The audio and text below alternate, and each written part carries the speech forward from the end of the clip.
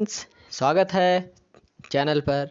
10.5 topic है correct measurement of length. चलिए पढ़ते हैं। In our daily life we use various types of measuring devices. हम अपने डेली लाइफ में बहुत तरह की मापने वाली वस्तुओं का यूज करते हैं, प्रयोग करते हैं। जैसे स्केल हो गया और बहुत कुछ। We use a metre scale for measuring length, लिखा भी है। टेलर यूजेज अ टेप, एक टेप का यूज करता है। वेराज अ क्लॉथ मर्चेंट, जो कपड़ों का व्यापारी होता है, एक मीटर रॉड का यूज करता है। For measuring the length of an object you must choose a suitable device.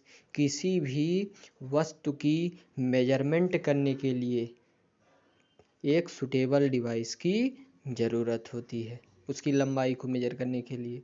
You can not measure the girth of a tree और the size of your chest using a metre scale. बिल्कुल सही बात।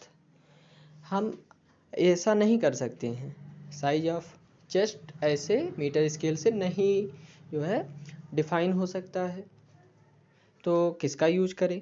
आगे बढ़िए, देखते हैं। इसमें लिखा होगा measuring tape is more suitable for this, लिखा भी है। एक मेजरमेंट करने वाले टेप का यूज ज़्यादा सुटेबल होगा। टेप का यूज वही जो आता है जिसमें मतलब मीटर्स लिखे हुए होते हैं, डिफाइन होता है। जैसे मीटर स्केल होती है, वही उसमें भी लिखी हुई होती हैं। 1 मीटर, 2 मीटर, 3 मीटर ऐसे करके होता है मीटर वाला, ठीक है ना। और इंचेस में भी आता है, तो कई तरह का होता है। तो जो भी उसमें लिखा रहेगा उस हिसाब से नापा जाता है। आपने हो सकता है ऐसा देखा भी हो। आगे बढ़िए। तो for small measurement such as the length of your pencil you can use a 15 centimetre scale. सही बात है। किसी पेंसिल की लंबाई नापनी है तो 15 सेंटीमीटर की जो पटरी होती है, जो स्केल होती है, उसका यूज करिए simply. Taking measurement of a length we need to take care of the following. जैसे place the scale in contact with the object along its length as shown in figure 10.7। Length के along रखने का मतलब कम से कम आप जो उसका एक एज है, जो एक किनारा है, उस पर पटरी की एकदम अच्छे से उसके समानांतर कर लिया जाए। समानांतर करने का मतलब कि जस्ट उसके एज के पैरेलल होना चाहिए। फिर देखें कि इस तरफ कितना आ रहा है, मतलब इस तरफ क्या बच तो नहीं रहा है, क्या और एक्स्ट्रा बढ़ रहा है, कुछ भाग छूट जा रहा है जो नहीं हो रहा है, नहीं नापा जा रहा है। तो वहाँ तक आप पहले निशान लगाएंगे। कहाँ पर? एक एज तो आपका फिक्स है, दूसरे एज पर जहाँ तक आ रहा होगा वहाँ तक निशान लगाएंगे। फिर उसके आगे देखेंगे, दोबारा से नाप लेंगे वहीं से, दोबारा से, ठीक है ना, उसी प्लेस से। देखिए आगे देखा जाएगा। इन सम स्केल द एंड्स में बी ब्रोकन। कुछ स्केल ऐसे भी होते हैं जिसमें उनका एंड ब्रोकन होता है। You may not be able to see the zero mark clearly, ठीक है ना। जीरो मार्क दिखेगा ही नहीं। जैसे यहाँ फिगर में दिखाया जा रहा है, देखिए 1 से स्टार्ट है ये। तो ऐसे में भी कोई बहुत घबराहट की बात नहीं होनी चाहिए। You should avoid taking measurements from the zero mark of the scale. तो जीरो मार्क से अवॉइड करिए। कहाँ से लेंगे? 1 से। कहाँ से लेंगे? 1 से लेंगे, जीरो मार्क से नहीं लेंगे। You can use any other full mark of the scale से 1 सेंटीमीटर। देखिए लिखा भी है, 1 सेंटीमीटर को लीजिए। Then you must subtract the reading of this mark from the reading at the other end. इसको सब्ट्रैक्ट भी करना पड़ेगा, ठीक है ना। ये जो then you must subtract the reading of this mark from the reading at the other end। यानी सब्ट्रैक्शन तो करना ही होगा। कहने का मतलब क्या है, जैसे पूरा 15 सेंटीमीटर की स्केल है, ठीक है ना, जीरो से स्टार्टिंग मानी जाती है। अब 1 सेंटीमीटर जो आप यहाँ लेस काउंट कर रहे हैं अपने नापने में, तो उसको वहाँ से माइनस करके कितनी मीटर की स्केल हो जाएगी? 14 सेंटीमीटर की। तो वही यहाँ बताया जा रहा है। Reading at the one end is 1 centimeter and the other end it is 14.3 centimetre. तो पहले एंड पर 1 सेंटीमीटर है और अदर एंड पर 14.3। देखिए हाँ, माइनस किया गया है। वही मैंने 15 मानकर चला, लेकिन यहाँ पर 14.3 माना जा रहा है। तो कोई दिक्कत नहीं है, जितना तक भी उस एंड पर गया होगा वो कोई भी हो सकता है। यहाँ 1 सेंटीमीटर कम है कि नहीं? कम है, तो पूरे में से घटा दीजिए।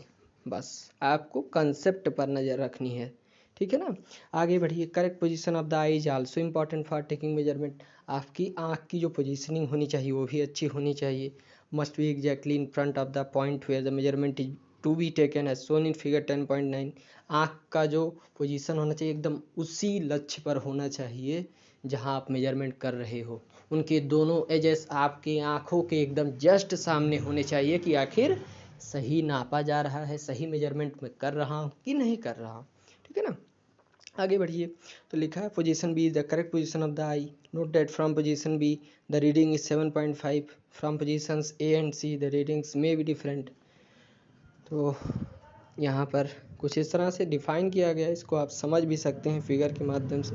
ये देखिए यहाँ ये इस वाले फिगर की बात हो रही है कि जो बी वाले पोजीशन से है वहाँ पर उसका जो रीडिंग है 7.5 है, जबकि ए और सी से डिफरेंट हो सकता है, जो कि अवॉइड करना है एकदम। ये देखिए कैसे फिगर में दिखाया जा रहा है, उसी तरह से आपको करना है, just straight to the point, उसी पॉइंट के एकदम सीधी रेखा में आपकी आँख होनी चाहिए। आगे बढ़िए। तो कुछ ये एक्टिविटी दी गई है। Who measure the height in hand Spence, height in centimetre, height of your classmate की हाइट नापनी है। जैसे हैंड स्पेंस का यूज करके नापेंगे तो देखेंगे उसमें कितनी आ रही है और सेंटीमीटर में कितनी आई। जब सेंटीमीटर स्केल का यूज करेंगे या फिर खैर सेंटीमीटर का स्केल का यूज कैसे कर पाएंगे, किसका यूज करेंगे आप बताइए कमेंट करके। वैसे एक्चुअल में यहाँ टेप का ही यूज करें तो ज़्यादा बेटर रहेगा। ठीक है ना, क्या लिखा है, then by using a metre scale. हाँ कोई बात नहीं, मीटर स्केल का ही यूज़ किया जा रहा है तो वो भी सूटेबल हो सकता है। ठीक है ना, तो जिसमें जो भी इस एक्टिविटी में बोला गया है इस तरह से आप इसको कर सकते हैं परफॉर्म इस एक्टिविटी को। ठीक है, आगे बढ़ते हैं। तो एक्टिविटी के अकॉर्डिंग करना था, तो जो बोला जाएगा वही लेना पड़ेगा। Study carefully results obtained by different students, the results in column 2 may be different from each other as the length of hand span may be different for different students. सही बात है। जैसे राम ने नापा तो उसका हाथ छोटा था, श्याम आ गया उसका हाथ बड़ा था तो उसका मेजरमेंट दूसरा आएगा, लेकिन मीटर स्केल की जो रीडिंग होगी वो बिल्कुल फिक्स होगी, एग्जैक्ट होगी। ठीक है ना, done using a standard scale the results may be close to each other now but are they exactly equal, if not why do you think there is a difference, after all everybody is using the same scale and not different hand spans, this could be due to small errors in taking observations.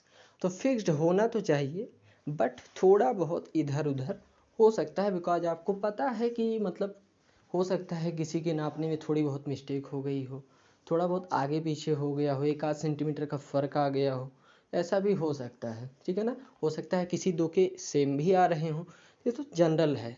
तो यहाँ आपको केवल बस ये समझाया जा रहा है कि क्या चीज़ कैसे हो सकती है। In higher classes we will learn about the importance of knowing and handling such errors in measurement. ये आप पढ़ेंगे आगे चल करके कि ऐसे एरर्स को कैसे हैंडल किया जाए, कैसे इनके बारे में जाना जाए और इनका इंपॉर्टेंस क्या होता है। ठीक है ना गाइस, तो सिंपल सा टॉपिक था मेजरमेंट पर बेस्ड। यहाँ एक्चुअल में आपको मेजरमेंट करना सिखाया गया, आखिर मेजरमेंट करते कैसे हैं।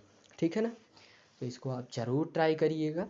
मैं आपको कुछ टारगेट भी देता हूँ, जैसे आपके घर में कोई मेज होगी, आप उसकी ब्रेथ को नापने का काम करिएगा, उसकी चौड़ाई को नापिएगा और कमेंट करके बताइएगा कि आखिर कितना आया। ठीक है ना, thank you so much for watching this lecture, like share and subscribe.